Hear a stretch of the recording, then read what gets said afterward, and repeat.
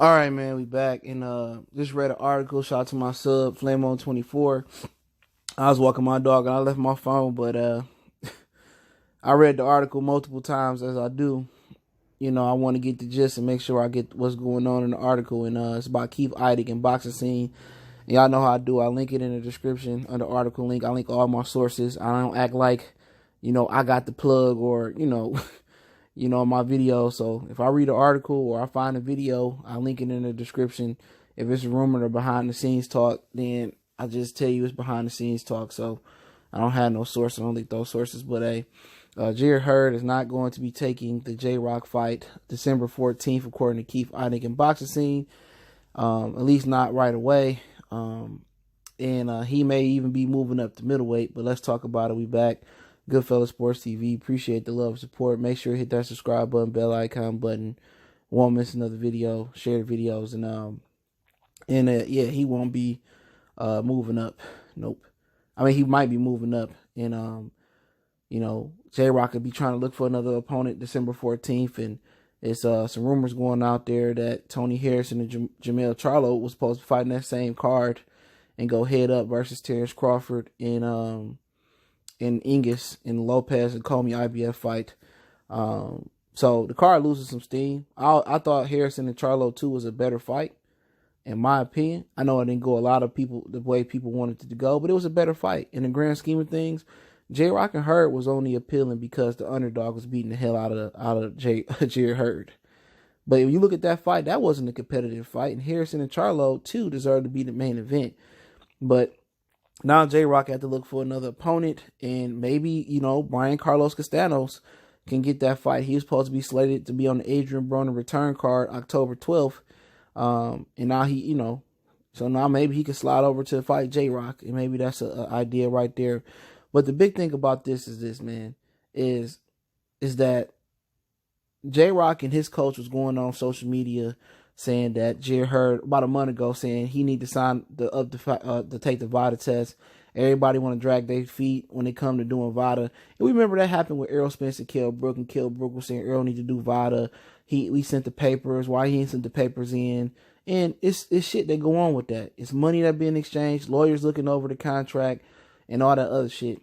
And all this negotiating in boxing, negotiating through the media, that shit gay. Okay, straight up. It's whack.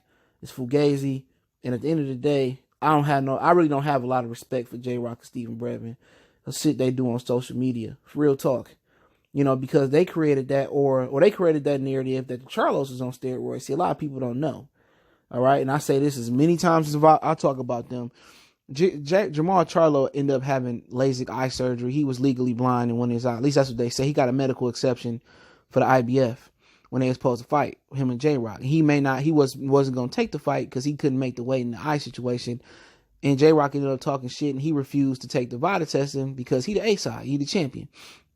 And J-Rock sat there and his coach created the narrative that they was on steroids.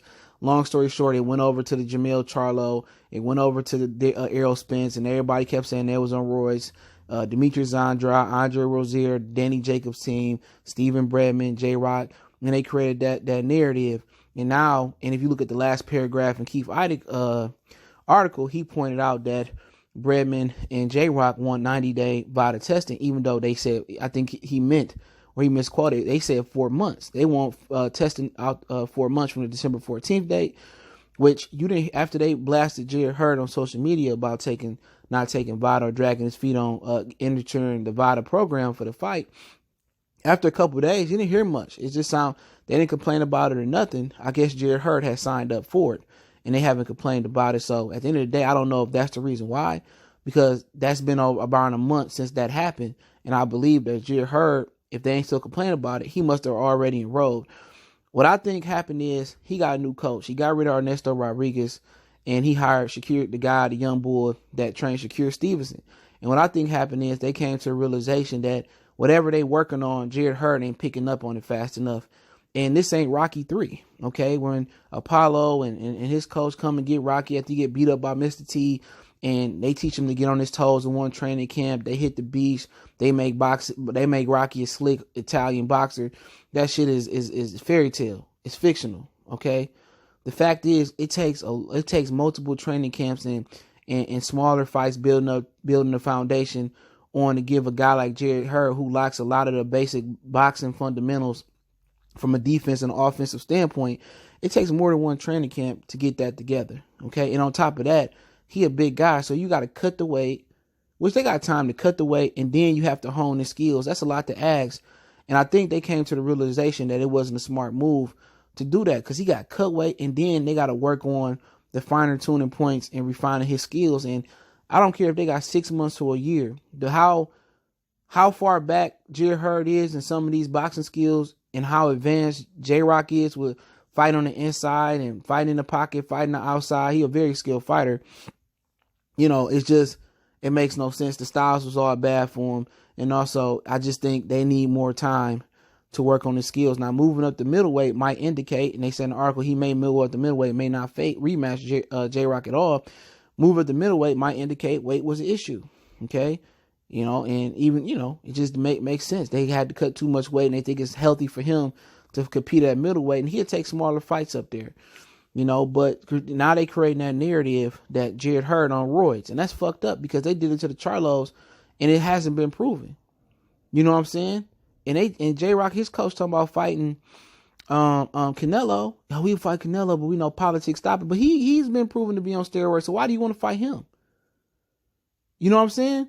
Why do you want to move and fight him? Because the money? You know, and then also J-Rock is not enrolled in the 365 VIDA drug testing program. And you look at his background, usually, I'll put it to you this way in the video. You in a relationship. I know most of us, we in relationships, or we didn't mess with women. And some of the girls that listen, y'all had guys, y'all mess with guys. Usually from your experiences or just looking around television shows or your friends, once your significant other is accusing you of doing things, oh, you cheating, you staying out, oh, you been at the store too long, you probably stopped at that nigga house, or you probably stopped at that chick house, or you probably fucking with the hoes, that's why you came in a minute or 10 minutes late from work. 9 times out of 10, the person that's accusing you of cheating, even if it's in a joking manner sometimes, they the ones that's really cheating.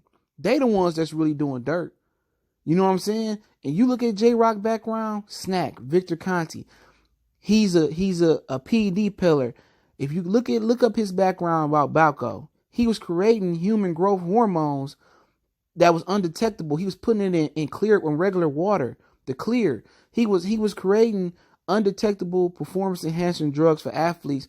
And then when he got caught, he started snitching on Shane. He started snitching on Tyrone Leak Wheatley. Shout out to him, Eastern Michigan's finest. He started snitching on the athletes. You know what I'm saying? So at the end of the day, you trying to be this Cape Crusader, or you trying to be the platinum standard for VIDA drug testing, but you with the biggest dope peddler in North America, basically. And you going out here and you making it your business to tear down these fighters. And Victor Conti work with VIDA too. So if he got an adverse test, Victor Conti probably can get that swept under the rug. And now they gonna create this narrative that Jarrett Hurd didn't want the rematch because he didn't want a VIDA test, or he was a dirty fighter. Even though if he enrolled in VIDA, and that's not true, but that's the narrative now. The same thing they did to the Charlo, and it rubbed off Jamal, it rubbed off to Jamil, it rubbed off to Errol Spence. When you look at him, he's with Victor Conti. He with the guy that worked with Snack. He with the guy who created undetectable drugs. He take the Snack nutritional products. And now Jarrett Hurd they can probably tag him as a guy that didn't want to take VIDA. They're gonna start talking about his nipples. Oh, that's why he cut his hair, and he going bald because he ain't on the stiff no more. He went on, I'm telling you, man. They fugazi right there. J-Rock and Steven Bredman, I can't fuck with them, bro. I'm sorry, man. They something else, but they want to fight Canelo, somebody that's known. They got failed to test for the Kimbuterol. Man, it's a crazy world out here. It's Goodfellas Sports TV. Appreciate everybody for checking in. Don't forget, we on Facebook, Instagram, Twitter. You can reach out to the email if you have a business question, inquiry, sponsorship, a video request. I'll link that article in the description. Don't forget, you want to make a donation. That link's in the description. But best way to donate is to share the videos. And let me know what you guys think about the story, man. I'll link the article in the description. You want to read it for yourself. Shout out to my sub, Flame on 24, for sending that, man. And this is the second time I had to do the video because somebody interrupted me, so that's crazy. But I think this one came out a little bit better. But hey, Goodfella Sports TV. Let me know how you feel in the comment section. One time for the one time. It's your boy CJ Goodfella. Blessings to the brothers and sisters out there supporting the channel.